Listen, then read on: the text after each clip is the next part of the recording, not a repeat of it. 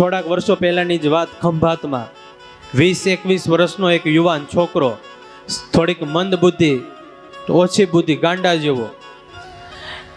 એટલે પછી લગ્ન તો એના થયા નહોતા, પણ એક એને સાધન કરતા આવડે. આખો દિવસ બસ ભગવાનનું નામ લે, સ્વામિનારાયણ સ્વામિનારાયણ સ્વામિનારાયણ સ્વામિનારાયણ.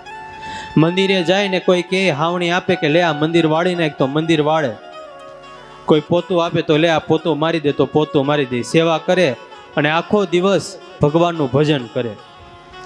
હવે એમાં એક દિવસ એ ઘરે આવ્યો ને ઘરે આવીને એના માને કીધું, બા મારે કાલે ધામમાં જવાનું છે, આ દેહ મૂકીને ભગવાનના ધામમાં જવાનું છે, મને ભગવાન સ્વામિનારાયણ તેડવા માટે આવવાના છે. હવે આ ગાંડાનું માને તો કોણ?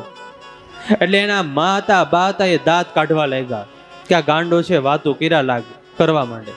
એટલે એના મા કહે, ગાંડા તું રેવા દે, મને વાત કરી એ કરી, પણ તું બીજા કોઈને વાત કરતો નહીં આ રીતે, નકર બધા તારા દાંત કાઢશે, હાસી મસ્કરી કરશે. તો કે નહીં માં, મને તો કાલે લેવા આવવાના જ છે ભગવાન. કાલે સવારે 9 વાગશે અને ભગવાન મને અક્ષરધામમાંથી લઈ જશે. એની માં કે આ તો ગાંડો છે, ભોયલા કરે, એને ક્યાં કાંઈ ખબર પડે, એ તો ઘણીવાર આવું બોલતો હોય. એના માં કામ કરવા લેગા. બીજા દિવસના 9 વાગ્યા, કોઈ લેવા માટે ન આવ્યું.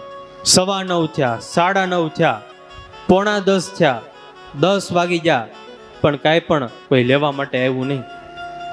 એનામાં રસોડામાં કામ કરતા હતા.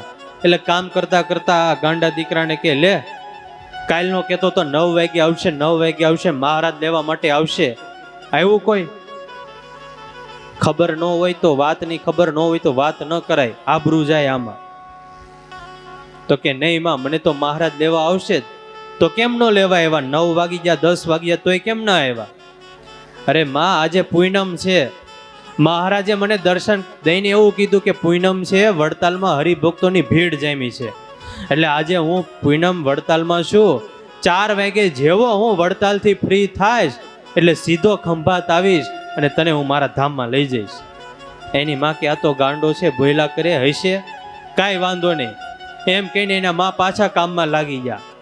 પણ જેવા બપોર પછીના 4 વાગ્યા, મહારાજ વડતાલમાંથી ફ્રી થયા, છૂટા અને સીધા એવા ખંભાત.